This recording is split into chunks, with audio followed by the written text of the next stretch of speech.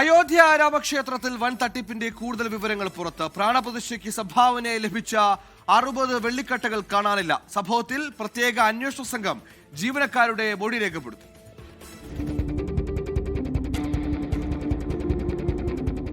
ക്ഷേത്ര ട്രസ്റ്റിന് ലഭിച്ച സംഭാവനകളിൽ ക്രമക്കേട് നടന്നുവെന്ന ആരോപണത്തിൽ SIT അന്വേഷണം പുരോഗമിക്കുകയാണ്.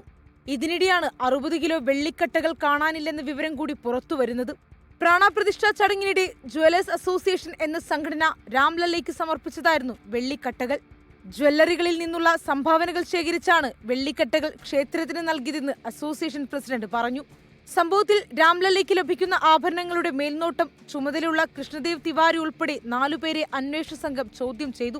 രാമക്ഷേത്രത്തിലെ സംഭാവനകളിൽ ക്രമക്കേട് നടന്നിട്ടുണ്ടെന്ന ആരോപണത്തിൽ SIT അന്വേഷണം പുരോഗമിക്കുകയാണ്. ട്രസ്റ്റ് ജീവനക്കാരുടെ നിയമരേഖകളടക്കം SIT പരിശോധിക്കുന്നുണ്ട്. ക്ഷേത്രത്തിലേക്ക് എത്തുന്ന പണം എണ്ണുന്ന ജീവനക്കാരും ബാങ്കിൽ നിക്ഷേപിക്കാൻ ചുമതലയുള്ളവരടക്കം അന്വേഷണ സംഘം ചോദ്യം ചെയ്യും. 24 ഡൽഹി.